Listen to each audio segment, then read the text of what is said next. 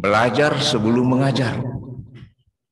Ya, saya pernah bertemu dengan seorang pemimpin pondok pesantren di Jawa Tengah, ya, Cilacap. Katanya santri itu minimal 10 tahun itu belajar di pondok pesantren untuk menjadi ulama. Harapannya agar dalam menyampaikan ajaran Islam ini memberikan penjelasan-penjelasan yang benar dan tepat. Ya, itu prinsip ya. Kalau dihitung ya sanawiyah, aliyah, S1 ya, minimal itu ya. Tapi dulu itu menjadi ulama itu bukan perkara yang mudah. Seperti yang dialami oleh Andri Geruta, Ki Haji Daud Ismail. Itu bimbingan itu sifatnya tutorial, ya. Mendatangi ulama, mengikuti halakahnya, dan berpindah dari satu ulama ke ulama yang lain. Belum ada lembaga pengkaderan ulama pada masa beliau remaja, itu belum ada, Pak. Jadi beliau itu di Sope, belajar di sekitarnya, ya, mungkin juga pernah ke Wajo tidak salah, kemudian ke Baru, kemudian ke Wajo lagi. Setelah Andri Geruta, Ki Haji As'ad itu datang dari Mekah. Nah itu. Beliau itu menghabiskan waktu lebih dari 10 tahun sebelum tampil sebagai ulama. Tapi selama proses itu beliau juga sebagai pendamping membantu Guru Ki Haji Muhammad As'ad sebagai pembina pesantren. Jadi lebih 10 tahun. Nah, itu. Yang kedua, beliau itu menjadi ulama karena dorongan dari orang tuanya. Nah, ini saya kira penting sekali. Bahwa ketika orang tua itu menginginkan anaknya menjadi ulama, lalu kemudian direspons oleh seorang anak, itu menjadi kuat. Ada perpaduan harapan antara orang tua dan juga doanya. Bahkan sebenarnya minatnya untuk belajar agama itu pada waktu masih kecil itu rendah itu. Guru Kiai Daud Ismail itu lambat mengajinya itu karena tidak tertarik dengan cara guru mengajar.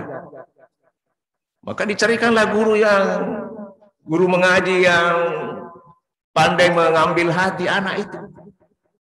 Bahkan ketika remaja diajak pergi ke tanah suci sambil didoakan oleh orang tuanya di sana, mudah-mudahan putranya itu diberi rahmat oleh Allah sehingga berkembang menjadi ulama, dan itu terbukti di kemudian hari. Nah, itu sebagai perbandingan, semangat menjadi ulama di Sulawesi Selatan ini sebenarnya itu dapat kita lacak pada abad ke-17. Syekh Yusuf Al-Makassari itu pada umur 18 tahun itu sudah meninggalkan Makassar, pergi ke Banten, pergi ke Aceh, mampir di India, pergi ke Yaman, Saudi, dan 1-2 negara sekitar untuk belajar agama. Menurut catatan saya yang pernah saya baca, sekitar atau lebih 20 tahun beliau itu belajar. Pada bagian akhir dari proses belajarnya kemudian mengajar. Kemudian pergi mengembangkan kembali ke tanah air, ya, untuk mengembangkan Islam. 20 tahun lebih. Nah, karena ada tanggung jawab sebenarnya pada ulama itu. Saya sering mengatakan pada kawan-kawan, kalau dokter memberi resep yang salah, paling pasiennya meninggal, paling tinggi itu ya. Tapi kalau seorang yang disebut sebagai ulama lalu memberikan bimbingan yang salah, itu tanggung jawab sampai di akhirat. Bisa-bisa berujung ke tempat yang tidak diinginkan kalau cara memberikan bimbingan itu salah. Nah, disinilah perlunya orang sebelum menjadi ulama itu betul-betul mendalami Islam itu dan berbagai pengetahuan penunjang, ya. Kemudian memberikan bimbingan kepada masyarakat. Ya. Jadi itu yang pertama, belajar sebelum mengajar. Yang kedua, kurang lebih sama, mencari sebelum menjelaskan. Ya. Dicari dulu itu ilmu itu, pergi jauh, dicari di kitab-kitab itu sebelum memberikan penjelasan. Saya pernah berbincang-bincang dengan Andri Guru Teki Haji Abdul Muin Yusuf sebelum beliau memberikan ceramah kepada imam-imam. Ada satu masalah, dia bilang, saya bahas dulu, saya cari semua kitab-kitab terkait itu. Kemudian saya menyimpulkan seperti ini sebenarnya nih pendapat yang kuat. Dia cari itu, dia lacak sumber-sumber itu pada berbagai kitab. Karena dia menyadari bahwa sesuatu yang disampaikan ini harus betul-betul diyakini bahwa dasarnya kuat. Dan penjelasan yang diberikan itu tepat. Dipertanggungjawabkan. Ini saya lihat yang kurang selama ini. Banyak informasi yang berseliweran di YouTube itu, media sosial yang sangat lemah sumbernya. Bahkan sebagian tidak akurat. Maka sebenarnya kesempatan halaka-halaka ini harus dihidupkan. Salah satu fungsi halaka pada masa sekarang adalah konfirmasi terhadap informasi keagamaan yang disampaikan oleh guru yang tidak dikenal oleh orang yang mendengarkan informasi. Nah, salah satu hal penting dalam mempelajari agama itu adalah mengenal guru. Mengenal guru. Baik dari segi keilmuan maupun dari segi pengamalan. Di Sopeng sekarang ini masih ada ahli ibadah yang bisa ditemui, namanya Sayyid Hussein. Sejak sekitar 40 tahun umurnya itu lebih, dia itu sudah meninggalkan aktivitas duniawi, ya, bisnis itu, ya. Dia lebih banyak beribadah. Tentu ada backup ekonomi, ya. Nah, saya tanya,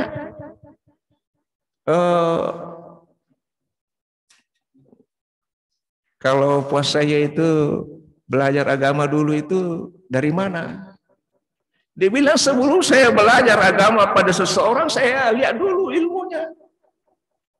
Saya lihat dulu pengamalannya. Maka beliau itu belajar pada Guru Teki Haji Daud Ismail. Kemudian belajar pada Andri Guru Teki Haji Abdurrahman Abu Dale. Bahkan beliau pergi ke Bone mengikuti halaka Guru Teki Haji Junaid Sulaiman. Dia memilih guru ini.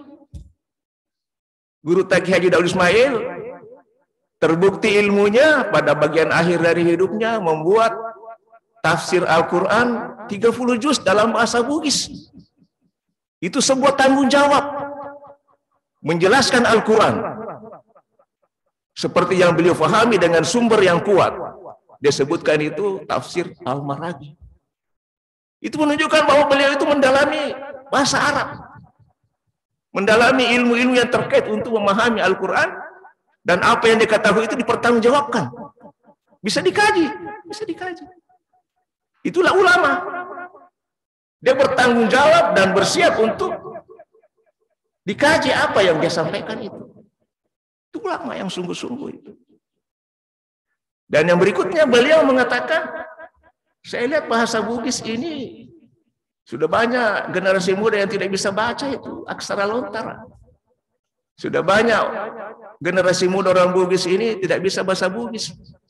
Nah, beliau sebagai ulama ingin memberi contoh bagaimana keserasian antara bahasa Arab dengan bahasa Bugis supaya menjadi pola bagi ulama, ustaz di kemudian hari yang ingin menerjemahkan Al-Quran.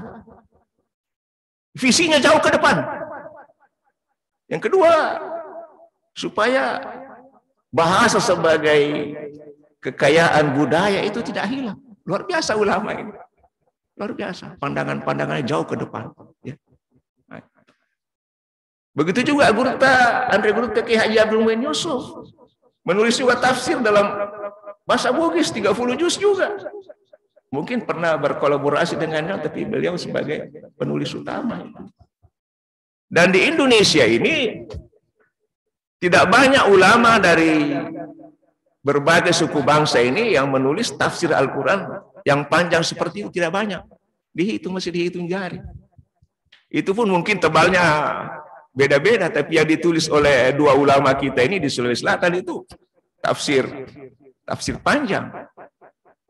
Luar biasa ini, Pak. Nah, itu.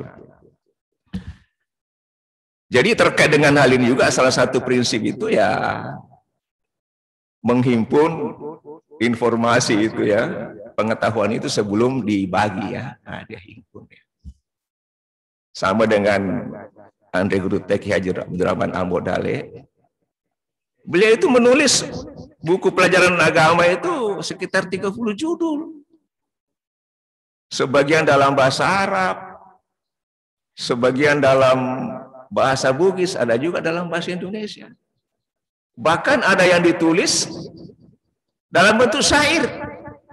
Coba. Beliau itu ulama yang sebagian besar pendalaman keagamaannya itu di Sulsel, tapi pernah belajar di Mekah beberapa bulan. Tapi kemampuannya dalam bidang bahasa Arab sangat luar biasa. Menulis buku pelajaran agama Islam dalam bentuk syair. Coba hari ini. Fakultas Adab jurusan bahasa Arab, tamat S1. Apa mampu menulis syair dalam bahasa Arab itu? Nah, ini contoh bahwa ulama kita itu pada masa lalu itu sangat kuat dari segi keilmuan dalam berbagai aspek. Jadi ini cocok dengan prinsip orang memberi sesuai dengan apa yang dia miliki. Kalau guru memiliki 10 atau 9, dia bisa berikan 8 atau lebih dari itu. Tapi kalau guru punya 6, tidak mungkin dia berikan 7 atau 8. Ini prinsip. Saya kira ini hal-hal yang mendasar ini. Makanya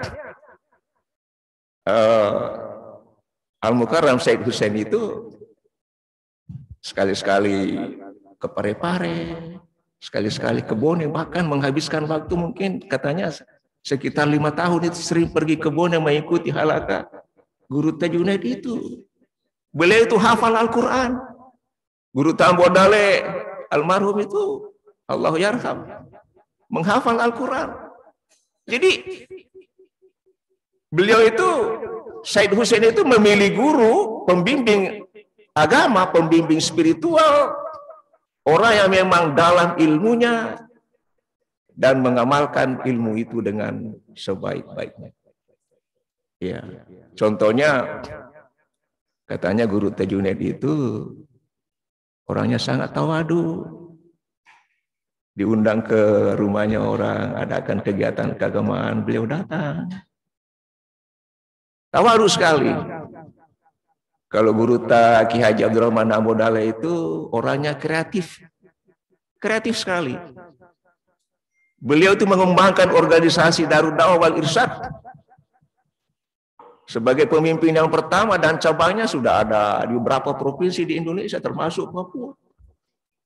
Mengapa organisasi seperti itu bisa berkembang? Karena dia didukung dari awal itu tokoh yang memiliki spirit yang sangat kuat. Dan guru dalam hal ini pembimbing agama tidak hanya dipandang sebagai orang yang menyebarkan ilmu, tapi sebagai orang yang membawa berkah. Itu salah satu kelebihan dari hubungan antara ulama dengan umat itu ya, yang saya lihat di Sulawesi Selatan dan mungkin banyak tempat lain, bahwa Hubungan itu tidak sebatas ilmu, tapi juga berkah. Jadi murid-murid yang pernah diajar oleh Andri Guru Ki Haji Rahman Abu Dale itu seperti yang saya lihat di Palu, bersemangat untuk mengembangkan madrasah itu, pesantren itu, ilmu itu, karena mewarisi semangat dari Andri Guru. Ini bukan hanya semangat, Pak, juga mewarisi selalu mengenang berkahnya itu. Saya kasih contoh soal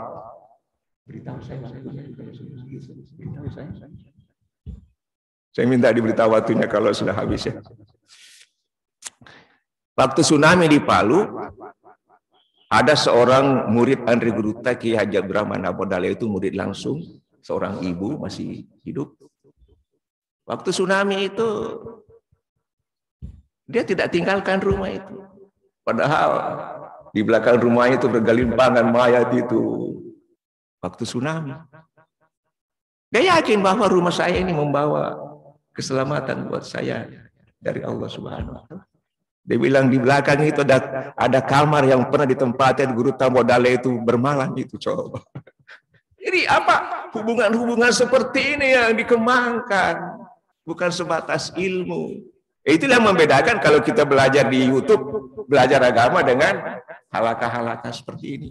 Maka saya ini mengapresiasi kalau halakah-halakah seperti ini dihidupkan terus. Karena memang halakah inilah menjadi dasar pengembangan institusi keagamaan, institusi pendidikan keagamaan. Halakah itu.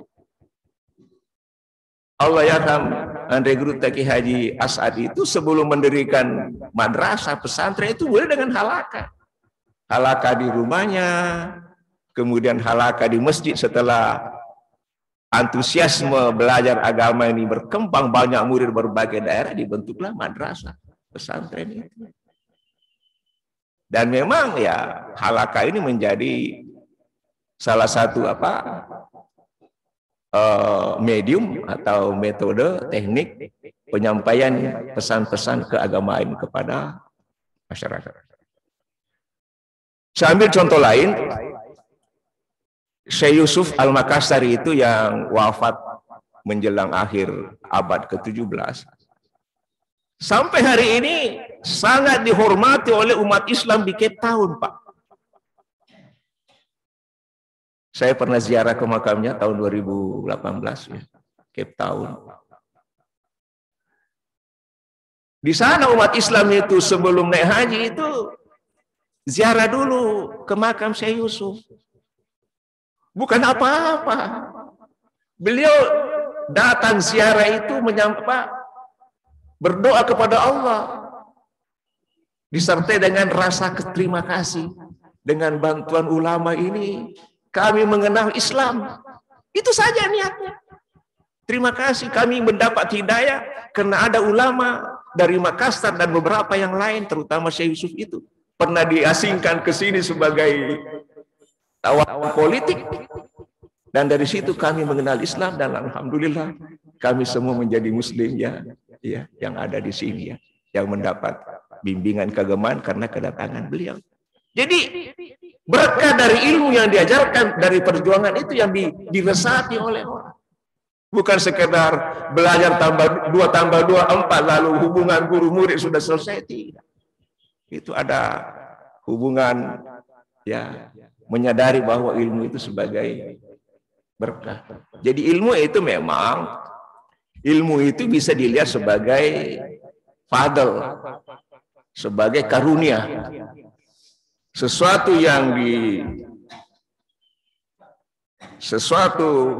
pemberian dari Allah sebagai tanda kasih sayang yang kemudian mengangkat derajat itu namanya fadl. Tetapi pemberian dari Allah yang sebagai tanda kasih sayang disebut rahmat secara umum, ketika itu berkembang namanya berkah. Nah, jadi murid-murid di pesantren itu, di banyak pesantren, ketika orang tua itu hendak memasukkan anaknya ke pesantren, niatnya memang juga itu. ingin supaya anak ini mendapat ilmu dan berkah dari guru-guru yang mengajar di pesantren itu. Ya, itu. Saya kira bagus ini ya. Hal-hal seperti ini kita jadikan sebagai pelajaran. Bapak Ibu sekalian yang saya hormati, nah terkait dengan judul ini peran ulama. Jadi ulama kita itu salah satu metode yang dipakai untuk mengembangkan agama adalah melalui halaqah. Dan rujukan yang dipakai itu standar. Seperti tafsir Jalalain. Tafsir Jalalain itu singkat penjelasannya, tapi memandu orang supaya tidak menyimpang dari pesan-pesan pokok dari Al-Quran itu. Itu saya lihat keistimewaannya tafsir Jalalain itu. Memandu kita kata-kata yang sulit, yang bisa disalahfahami, atau struktur bahasa kalimat yang agak rumit dijelaskan di situ. Itu keutamaannya. Jadi bagus sekali kalau seorang pencari informasi tafsir itu mulai dengan tafsir pendek dulu.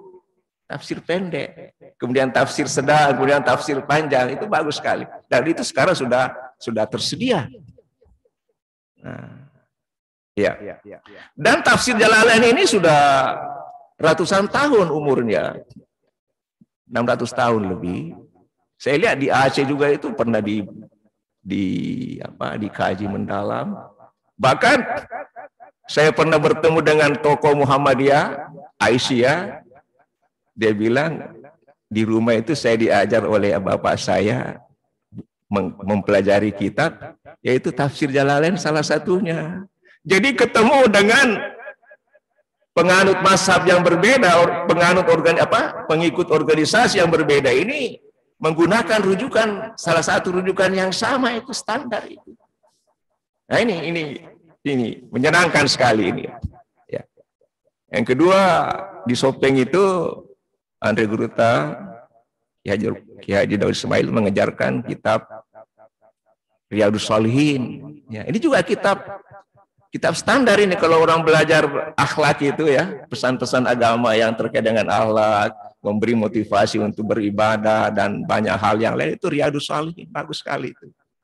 Ya, Riyadhus Shalihin itu ada yang masih murni Riyadhus Shalihin, ada yang sudah diterjemahkan, bahkan ada yang sudah diberi syarah.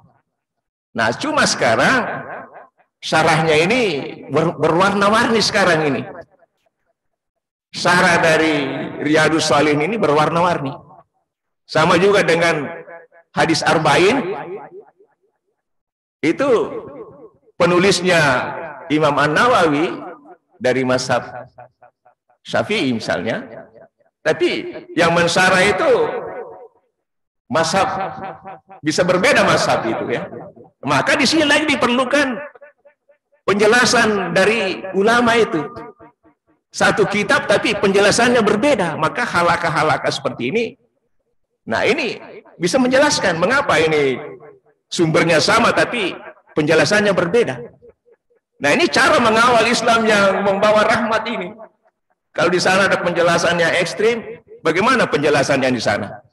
Barangkali lebih lentur yang di sana ini. Nah inilah kalau kita ingin mengawal ulama ini, mengawal Islam ini yang sebagai rahmat, harus dibantu oleh umat.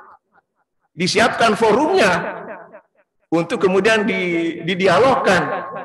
Masalahnya di mana ini? Bagaimana penjelasannya ini dari berbagai perspektif ini? Saya kira cara-cara begini yang harus kita kembangkan kalau kita ingin Islam ini sebagai rahmat ini. Harus dibuka kesempatan untuk umat ini mendengarkan penjelasan dari berbagai hal yang kira-kira perlu dijelaskan itu, dan dijelaskan oleh ulama yang memahami penjelasan itu dari berbagai perspektif. Jadi orang menjadi moderat.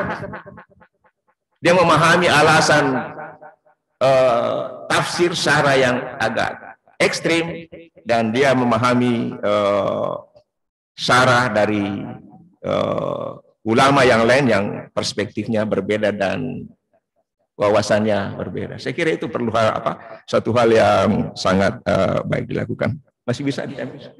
Baik. Bapak Ibu sekalian yang saya hormati, nah, Islam di Indonesia ini menurut teori yang banyak dianut, bahwa Islam di Indonesia itu datang dengan coraknya yang sufistik, ya, sufistik. Artinya nilai-nilai tasawuf itu, ya, bagaimana manusia itu, muslim itu mendekatkan diri kepada Allah Subhanahu wa taala dengan mengamalkan ajaran tasawuf itu. Nah, nilai-nilai sufistik itu bisa dipelajari sendiri melalui buku-buku tasawuf, seperti yang ditulis oleh Buya Hamka itu kan ada bukunya Tasawuf Modern. Nah, ada juga yang mengamalkan nilai-nilai tasawuf itu dalam bentuk organisasi, toreka. Nah, jadi sebenarnya arahnya sama. Nah, satu bisa belajar sendiri, yang satu itu kalau toreka itu dibimbing langsung oleh guru. Ya. Nah, jadi hubungan guru dengan murid dalam organisasi toreka itu punya aturan-aturan dan sangat terjaga. Kemudian kalau kita kembali kepada Syekh Yusuf, mengapa beliau sampai hari ini sangat dihormati? Karena saya lihat memang karena zikirnya itu ya. Beliau mengajak masyarakat muslim itu memperbanyak zikir ya. Bahkan sudah menjadi tradisi yang umum di masjid-masjid di Cape Town itu, yang provinsi Western Cape itu ada hampir 200 masjid waktu saya ke sana, Pak. Hampir 200 masjid ya. Tapi muslimnya sangat kuat. Dan yang sangat menggembirakan, katanya di satu masjid itu kalau zikir itu semua lapisan masyarakat datang, Pak. Profesi di sini katanya ada dokter-dokter yang sering ikut, ada profesi yang lain. Jadi apa? Semua orang merasa terpanggil untuk mengikuti zikir yang disertai dengan kajian agama itu ya. Nah, itu ya. Bapak Ibu sekalian yang saya hormati, kalau umat Islam ini ingin membantu mengawal Islam sebagai rahmat ini, maka lembaga-lembaga pendidikan itu mengirim santri ke negara-negara yang kira-kira mengajarkan Islam yang moderat itu ya. Dan itu dilakukan oleh beberapa pesantren di Sulawesi Selatan ini. Nah, dan alhamdulillah beberapa ulama yang belum lama meninggalkan kita, seperti Ki Haji Abdurrahman Abodale, Ki Haji Junaidi Sulaiman, Ki Haji Daud Ismail itu melestarikan bimbingan yang diberikan itu melalui lembaga, orang dan lembaga. Nah, ini saya kira penting ini, Pak. Jadi kalau kita ingin mengembangkan Islam, membantu mengembangkan Islam yang membawa rahmat ini sebagai rahmat ini, ya kita harus mendukung lembaga-lembaga pendidikan yang memang mengajarkan Islam sebagai rahmatan lil alamin. Ya. Dan alhamdulillah seperti Guru Kiai Daud Ismail itu pesantrennya di Sopeng, saya pernah kunjungi awal tahun ini, ya kurang lebih 1000 muridnya, itu bagus lah ya. Guru Junaidi itu saya baca di artikel itu ya lebih 1000 juga itu mahat yang pernah dia rintis dulu, belum lagi Pare-Pare, Mangkoso, Pindrang, saya kira ya. Nah, luar biasa. Jadi ulama itu mengembangkan Islam sebagai rahmat lil alamin ini, sebagai rahmat ya. Beliau bimbingan secara langsung melalui halaqah, menulis buku, mengkader orang, kemudian mendirikan lembaga pendidikan supaya kaderisasi ini ya berlangsung terus, pembinaan agama ini berlangsung terus, dan juga hubungan beliau dengan warga masyarakat itu berlangsung sangat intens. Ini yang diperankan oleh ulama-ulama kita di dalam mengawal Islam sebagai rahmat. Mungkin ada baiknya saya membatasi paparan ini, tapi satu hal lagi, bahwa beberapa ulama pada masa lalu itu bersinergi mengembangkan Islam sebagai rahmat ini. Seperti organisasi Darul Da'wah Irsyad itu dibentuk oleh didirikan oleh sejumlah ulama yang menghadiri sebuah forum pada tahun 1947 di Sopeng. Itu kesepakatan ulama mendirikan organisasi, kemudian mengembangkan lembaga pendidikan.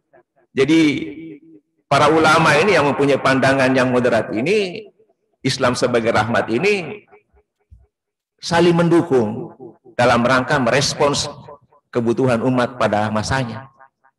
Ya, jadi kerjasamanya itu saling menguatkan, saling mengingatkan tentang kondisi yang mengancam pada waktu itu dan bagaimana bentuk respons yang harus dilakukan.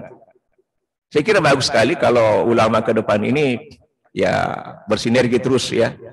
Mereka yang punya pandangan-pandangan keagamaan yang membawa Islam sebagai rahmat, ini bersinergi terus ya. Kalau dulu itu ada namanya peringatan Maulid tahun 70-an 4 besar. Nah, dulu ada itu tahun 70-an, Pak. Jadi pimpinan pondok pesantren DDI Parepare, Sopeng, Yasrib, Asadiyah Wajo, Ma'had Biru itu, Hadis Biru itu di Bone itu sering ketemu sekali setahun itu pada forum yang sama dan pidato bergantian.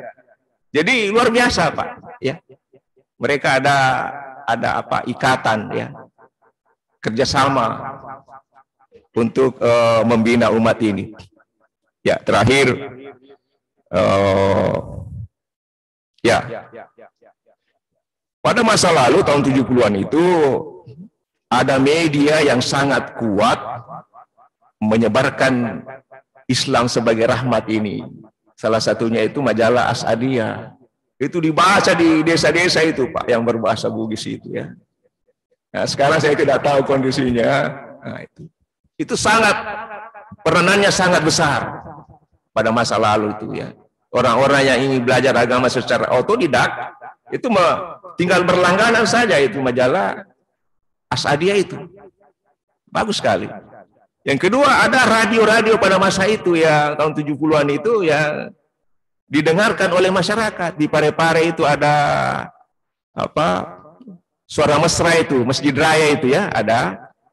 Di Wajo ada suara Asadiyah dan suaranya itu apa siarannya diikuti di desa-desa sambil baring-baring penduduk di desa itu di kolong rumahnya didengarkan siaran agama dari radio Asadiyah. Jadi luar biasa, Pak, ini harus ada media. Nah sekarang pada masa sekarang ini ketika media sosial ini berkembang pesat, nah, tentu umat ini harus membantu ulama ini juga menyebarkan pandangan-pandangan yang membawa rahmat ini kepada masyarakat ini secara luas. Dan alhamdulillah saya lihat ada Islam, moderasi Islam di YouTube itu ada ya. Ada dari baru juga itu ya. Saya kira bagus lah. Jadi bentuk respons ya. Saya kira itu beberapa hal yang dapat saya sampaikan ya. Ya kurang lebihnya saya mohon maaf.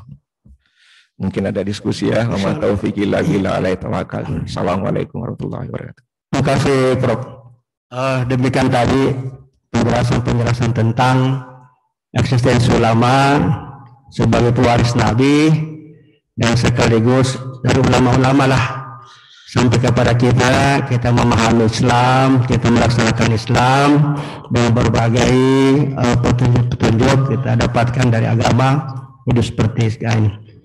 Bapak Ibu sekalian, tentunya dampak yang pertama, tentunya ulama adalah satu manusia spesifik dalam mengembangkan pengetahuan keagamaan sekaligus mendidik para masyarakat itu sendiri. Untuk itu saya kira dialog tentang ulama ini penting untuk kita dengan berbagai hal karena ulama itu juga melahirkan membuka pintu-pintu berkah, pintu fadilah dan sekaligus pintu rahmat itu sendiri. Saya silakan Bapak Ibu sekalian untuk mendialogkan berbagai tentang ulama sendiri, apalagi ulama pada masa politik ini mungkin juga perannya membawa pengaruh lain dibanding dengan peran-peran sebelumnya. Saya kira silakan Bapak yang ingin memberikan respon berkaitan dengan eksistensi ulama dan kita semua ini menjadi orang-orang mendapat rahmat dari Allah karena peran-peran ulama itu sendiri. Silakan Bapak Ibu, silakan Pak Dokter. Ini Ketua Takmir kita Dr. Amir Coneng. Alhamdulillah. Barakallah. Bismillahirrahmanirrahim. Assalamualaikum warahmatullahi wabarakatuh. Terima kasih Prof memenuhi undangan kami berkenaan dengan pembicaraan ulama di Sulawesi Selatan. Ada yang menarik dari pengajaran para ulama di Sulawesi Selatan. Dan ini juga sifatnya saya lihat teman-teman dari Mesir begitu juga. Tapi tidak diterapkan di perguruan tinggi kita di sini. Apa itu? Kita belajar, diharapkan ada pembelajaran ke guru-guru tertentu. Misalnya guru ini ahli waris, guru ini ahli pernikahan. Jadi mahasiswa itu diberi kebebasan untuk memilih guru-guru yang mana dia mau pilih. Dia ahli tafsir sendiri, ahli hadis. Itu kelihatannya begitu yang bagus, Ustaz. Samping pemberian perkuliahan formal, tapi diberikan juga kewenangan kepada mahasiswa untuk memilih pelajaran-pelajaran tertentu yang berguru kepada ulama-ulama, berguru kepada orang-orang tertentu. Saya mau pandai bahasa Arab. Selain saya belajar bahasa Arab di perguruan tinggi, saya juga memperdalam di ulama-ulama. Saya mau ahli hadis. Begitu juga. Nah, sekarang ini yang tidak ada sekarang seperti itu, Ustaz. Yang begitu mereka masuk S1 selesai. Masuk S2 lagi, S3. Tapi ikatan moral antara guru dengan murid itu bagus sekali pada model yang ulama di selatan atau di Arab di Mesir. Keterikatan batin itu kuat sekali. Kalau kita seperti sekarang sistem mengajar, paling sudah diajar sudah selesai. Nggak lagi ikatan lebih jauh. Nah, ini perlu bagus dikembangkan. Selain kita mengembangkan perguruan tinggi seperti sekarang, kita diberi kesempatan untuk belajar pada ulama-ulama tertentu. Saya berikan contoh, Ustaz. Saya kebetulan Dewan Hakim di Pamil Quran di Nasional. Itu kalau pamil Quran, banyak sekali jenis soal-soal. Ketika anak-anak itu mau diajari masalah warisan, paling siapa namanya? Ibu Soraya ya, Pak Ilyas, yang pintar warisan di UMI ini. Ya, ahli waris. Kita panggil dia untuk diberi pembelajaran kepada anak-anak warisan. Saya tidak tahu kalau beliau sudah tidak ada, siapa lagi yang bisa mengajar. Ini masalah warisan saja, belum yang lain, Ustaz. Jadi perlu ada penekanan pembelajaran kepada orang mahasiswa untuk diberi kewenangan tertentu memilih. Oh, saya mau memilih Pak Ilyas misalnya. Karena Pak Ilyas ahli di bidang ini. Saya mau ke Pak Ustaz Mujahid. Kan dia ahli di bidang ini. Nah, itu yang pertama, Ustaz. Yang kedua, terima kasih sudah memberikan informasi masalah ulama di Sulawesi Selatan. Tapi yang perlu juga dikembangkan, ulama dalam pengertian Quran. Kalau kita lihat ulama dalam pengertian Quran sebenarnya, itu seperti terdapat pada surah Fatir, ayat 27, ayat 28. Alam tara Allah anzala minas samai ma'a fakhraja bihi minas samarati, dan seterusnya sampai kepada ayat 28, innama yasallahu min ibadil ulama. Itu ayat 28 Fatir. Kalau kita mau rujuk kepada ayat ini, siapa itu ulama?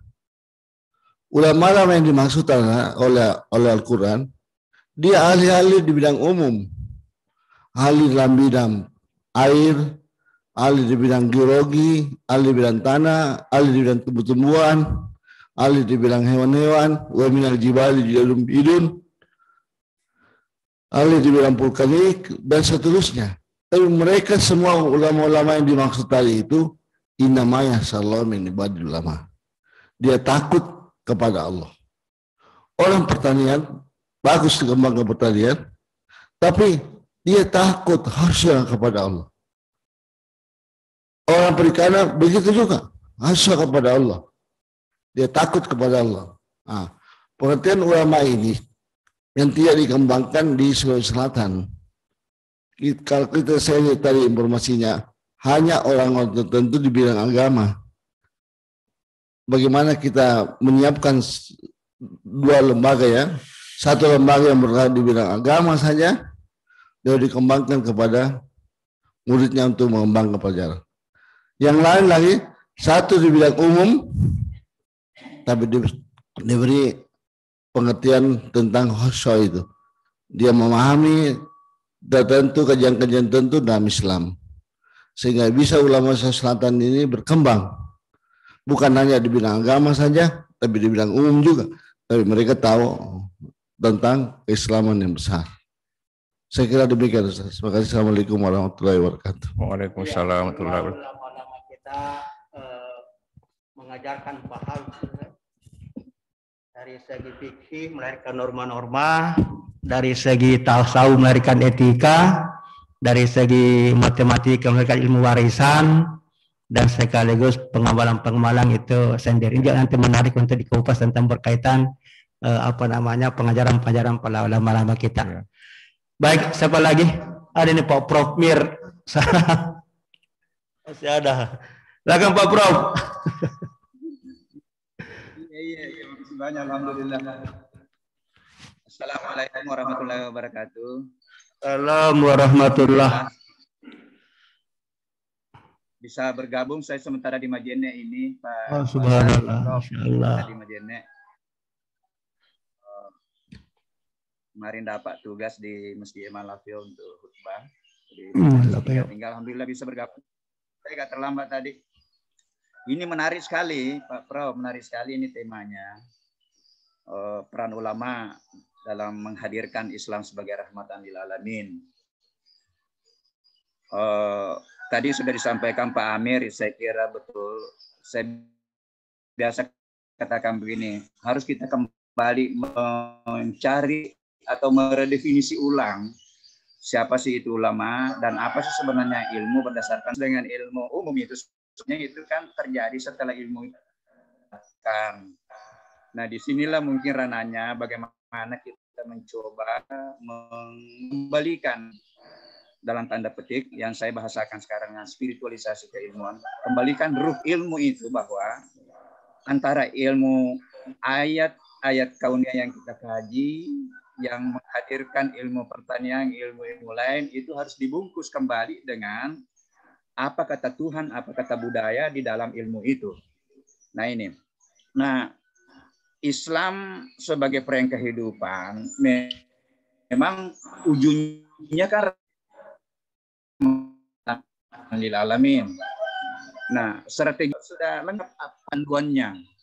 Al-Quran, hadis, cuma di dalam bagaimana memahami Quran hadis ini, disinilah mungkin Pak Kiai. Terkadang ada yang memahaminya secara tekstual saja, tetapi dia lalai untuk bagaimana memahami sebagai konteks. Nah, disinilah perdebatannya mungkin, yang termasuk tadi bagaimana ilmu itu dipisahkan antara ilmu umum dengan ilmu kauliyah sebenarnya. Nah, kemudian yang kedua tadi terkait dengan syara Pak Kiai, syara. Nah, di sini menurut saya dalam melakukan syara untuk mendapatkan konteks dari tes itu sudah masuk tadi apa yang disampaikan Pak Amir. Masih baru harus masuk kajian-kajian kauniyah di dalam melaksanakan syara di dalam untuk mendapatkan konteks dari yang tertulis. Nah, sehingga saya sudah mencoba membaca tafsir ilmi, baca juga tafsir tematik, dan ini menarik karena ketika dia ketemu itu, saya bahasakan begini, ilmu apapun yang kita kaji adalah perjalanan spiritual untuk lebih mendekat dan lebih mengenal Tuhan. Lebih mengenal Tuhan. Saya ilmu pertanian, Pak Amir ilmu pertanian. Saya bisa temukan di daun tanaman dalam tanda petik. Begitu pula nanti ilmu politik. Ilmu politik harus dibungkus apa kata Tuhan di dalam berkomunikasi politik. Nah, kalau ini nanti hadir Pak Kiai, insya Allah kita akan menghasilkan atau bisa menangkap peradaban mulia atau mengembalikan peradaban kembali. Tetapi sekali lagi memang perjuangannya berat karena sudah 500 tahun terdikotomi pikiran kita bahwa orang pertanian jangan sentuh ayat, padahal mestinya begitu kan, orang politik mestinya sentuh ayat, sentuh kearifan lokal. Dan ketika dua ini membungkus referensi yang ada sekarang, insya Allah kita akan menghasilkan referensi baru untuk menghadirkan kembali peradaban mulia. Tadi yang disampaikan juga Pak Amir, sekarang sudah ada ranahnya dengan Merdeka Belajar untuk bukan hanya bergelut di kampus, tetapi anak-anak kita di berbagai prodi itu bisa bergelut, misalnya memperdalam di tadi mengkonekkan antara kaulia dengan kaunia sehingga dia bisa hebat nanti ke depan. Saya kira hanya itu Pak Kiai, mudah-mudahan ada manfaatnya apa yang saya sampaikan. Sekali lagi mohon maaf atas kekurangannya. Wassalamualaikum warahmatullahi wabarakatuh. Terima kasih Prof. Biar saya kira langsung Pak Prof silakan diberi. Baik. Terima kasih pada Pak Dr. Amir. Saya kira itu ide yang sangat baik, sangat bagus.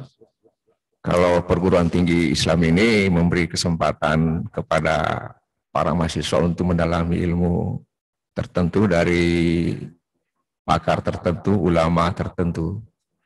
Sebenarnya tradisi ini memang sudah berkembang di Indonesia di pesantren. Dulu itu santri itu tidak hanya belajar di satu pesantren, tapi mereka dulu itu di Jawa, itu rentan Jawa, mereka berpindah dari satu pesantren ke pesantren yang lain. Ketika ingin belajar fikih, dia belajar ke pesantren ini. Ketika ingin belajar bahasa Arab, pesantren sana. Begitu, sudah menjadi tradisi pada masa lalu itu di Jawa itu ya. Nah, kemudian yang kedua, memang sebenarnya ulama itu juga harus menyadari, bahkan memang ulama itu selalu menyadari keterbatasannya, karena ulama itu faham ayat yang mengatakan wa fauqa zi ilmin alim, di atas orang yang memiliki ilmu itu ada yang lebih tahu. Dan memang juga ulama menyadari ini, ada yang ahli hadis, ada yang ahli tafsir, ada yang ahli fikih, bahasa Arab, ilmu kalam dan lain sebagainya. Jadi sangat baik kalau memang ada kesadaran ya, ada program perguruan tinggi itu untuk melanjutkan tradisi apa yang pernah tumbuh atau masih tumbuh di masyarakat kita, terutama di Jawa itu, bahwa orang itu pergi mendalami ilmu tertentu kepada orang yang memang sangat mendalaminya. Tinggal tekniknya ini ya yang harus dicarikan. Mungkin misalnya ulama tertentu itu kerjasama dengan dosen tertentu sehingga dia membuatkan kajian-kajian dan mahasiswa itu wajib untuk mengikutinya. Jadi tinggal teknik sebenarnya. Kalau idenya sudah sangat brilian sebenarnya, ini tinggal bagaimana teknik ini diterapkan di perguruan tinggi, ada kemauan untuk itu. Saya sangat mendukung ide ini. Apalagi memang guru itu sebenarnya termasuk ulama itu bukan hanya sebagai mudaris, muallim, tapi ada konsep yang sekarang disebut dengan mentor. Jadi sebenarnya semua orang muslim ini harus, yang punya keahlian ini harus menjadikan dirinya sebagai mentor. Artinya ada satu dua orang, beberapa orang yang dia kader, dia tempat dia mewariskan ilmunya, melanjutkan itu. Saya kira itu perlu Pak. Saya terima kasih untuk itu. Kita harus ada kesadaran di antara kita membackup ulama-ulama ini, memposisikan dirinya sebagai mentor. Jadi ada satu dua orang yang sering bergaul dengan dia, sehingga hampir semua ilmu yang dimiliki oleh ulama itu dia warisi ya. Ilmuwan itu dia warisi. Nah, sama dengan guru Tambo Dale itu almarhum ya, yang Allah yarham, punya salah seorang pendamping itu yang sekarang pernah jadi ketua STAIN di Parepare itu ya, sekarang istilahnya rektor itu, profesor ya. Nah itu beliau menjadi pendamping itu ya.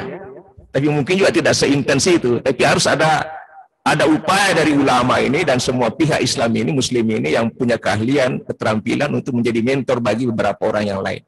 Ini saya kira bagus sekali. Ya mungkin ada di antara kita yang ahli pertanian. Bagaimana dia satu dua orang itu, berapa orang dia dia curahkan betul ilmunya itu untuk orang itu ya, kadernya itu, sehingga itu bisa berkelanjutan dan bisa dikembangkan. Yang kedua, memang sebenarnya salah satu misi dari pengembangan madrasah itulah integrasi keilmuan.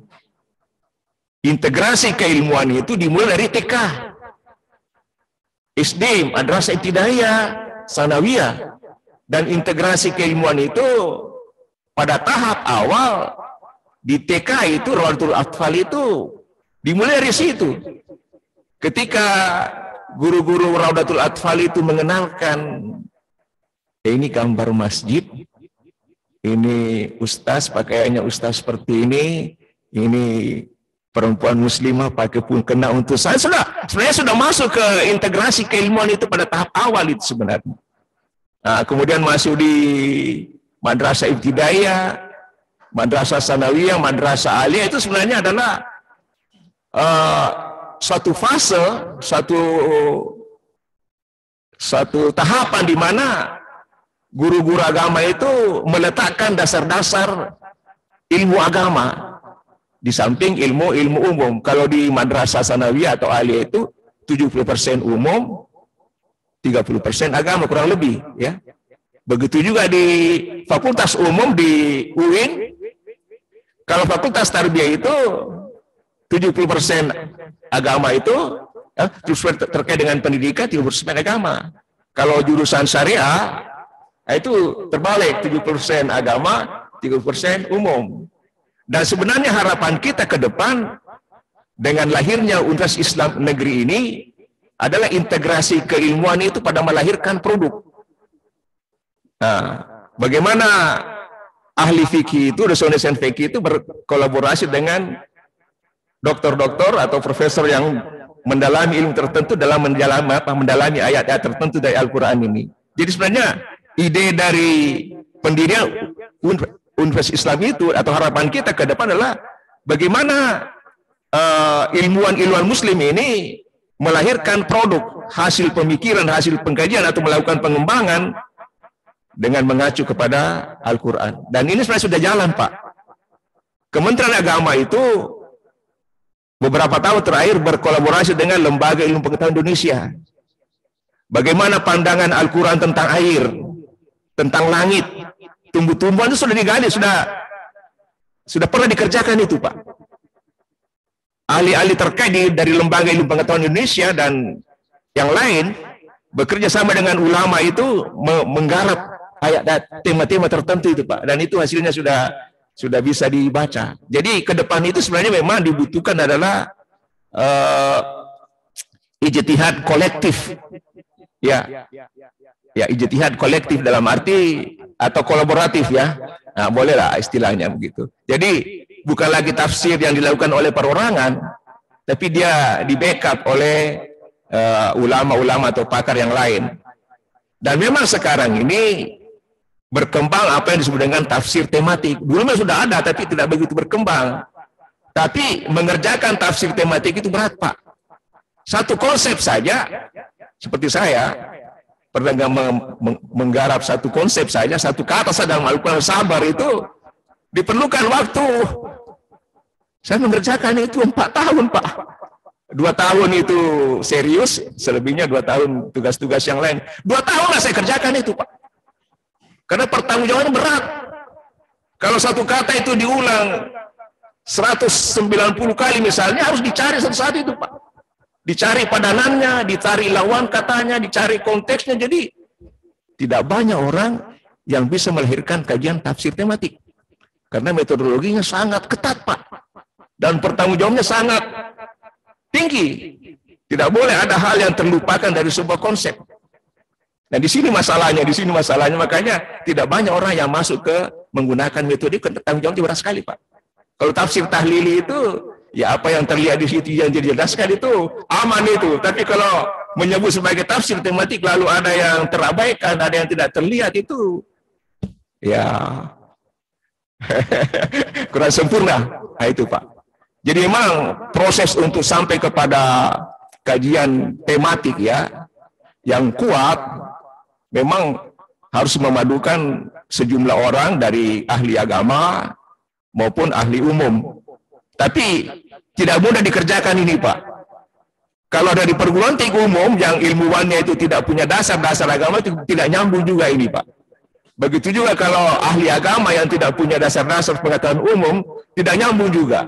Maka sebenarnya zaman sekarang ini sangat baik integrasi keilmuan dan ijtihad kolektif ini, kolaboratif ini, karena anak-anak yang belajar di sanawiyah kemudian masuk aliyah, ambil jurusan agama misalnya, berarti dia sudah dasar pengetahuan umum. Kemudian masuk lagi di perguruan tinggi jurusan agama, berarti dia pengetahuan umumnya cukup, ada dasar. Begitu juga yang siswa madrasah ini dari ibtidaiyah, kemudian sanawiyah, kemudian aliyah masuk jurusan IPA di aliyah, berarti dia punya pengetahuan agama cukup kuat. Ketika masuk di fakultas kedokteran, fakultas farmasi, dia bisa menemani ulama itu untuk menjelaskan pesan-pesan Al-Quran itu dengan model kolaboratif itu. Tapi kalau ilmu agamanya dia ahli fisika, tapi ilmu agamanya di bawah 10% itu tidak bisa nyambung ini, Pak. Jadi sebenarnya optimisme kita ke depan ini ada, Pak, untuk melahirkan kajian-kajian Al-Quran. Maka sebenarnya apa yang dilahirkan oleh Lajnah Pentasihan Mushaf Al-Quran itu suatu hal yang luar biasa. Tapi tentu masih ada keterbatasan-keterbatasan yang harus dikembangkan pada masa yang akan datang. Baik Bapak Ibu sekalian yang saya hormati, menurut Al-Quran, ilmuwan sejati itu mereka yang memahami setiap fenomena ini dari dimensi lahir dan batin. Jadi kalau seorang ilmuwan itu hanya mengerti apa yang dilihat, tapi tidak mengerti dimensi batinnya, spiritualnya, untuk apa ini diciptakan, ya? Apa tanggung jawab penggunaan ini? Bagaimana ini supaya bisa bermanfaat kepada sebanyak mungkin? Bagaimana ini dilakukan dengan penuh keikhlasan? Bagaimana difahami sebagai ayat tanda kebesaran Allah? Dimensi batinnya ini kalau seorang ilmuwan tidak memahami itu, kalau untuk Al-Quran belum masuk ilmuwan itu, belum. Makanya innama yasallaha min ibadihi al-ulama. Jadi ulama, saintis, ilmuwan menurut Al-Quran itu ya tidak sekedar memahami fenomena lahir ini, tidak. Iya, tapi dia harus mengerti bahwa ini adalah ciptaan Allah dan di sana ada pesan-pesan yang harus dimaknai secara batin. Bagaimana ini fenomena lahiriah ini bisa dijadikan sebagai landasan yang diintegrasikan dengan ayat-ayat kauliyah untuk sampai bertemu dengan Allah Subhanahu wa taala di akhirat kelak. Jadi saya kira itu Bapak Ibu sekalian, ya ke depan memang ya dibutuhkan kolaborasi dan semua pihak yang terlibat di dalamnya harus punya dasar-dasar yang memadai. Apakah dia kuatnya di umum tapi ada dasar agama, atau kuatnya di umum agama tapi ada dasar umum. Saya kira itu pekerjaan rumah kita ke depan. Saya kira itu yang bisa saya sampaikan, Bapak. Terima kasih, Prof. Alhamdulillah, karena waktunya terbatas sampai waktu isya. Ya. Insyaallah. Semoga insyaallah pencerahan tentang ulama ini lebih memberikan kepada kita paling tidak adalah bagaimana memahami ilmu baik secara zahiriyah maupun secara batinnya. Demikian juga bagaimana ilmu-ilmu kita ini bisa mengantar kepada kedekatan Allah Subhanahu wa taala dan sekaligus mengawal hidup kita dunia dan akhirat itu sendiri. Saya kira demikianlah pertemuan kita pada kesempatan ini. Semoga insyaallah Allah memberkahi, merahmati kita semua dengan ilmu yang kita dapatkan pada kesempatan ini. Insyaallah minggu depan narasumber kita adalah Pak Prof. Kiai Wajih, Pak Farid Wajdi, insyaallah. Demikian, terima kasih atas perhatian semua kita. Semoga insyaallah hadanallahu wa yakum juma'in. Assalamualaikum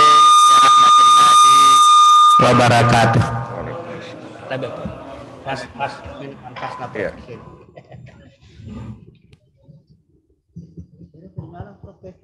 Prof itu udah salah itu. Mir alam, Prof Mir alam.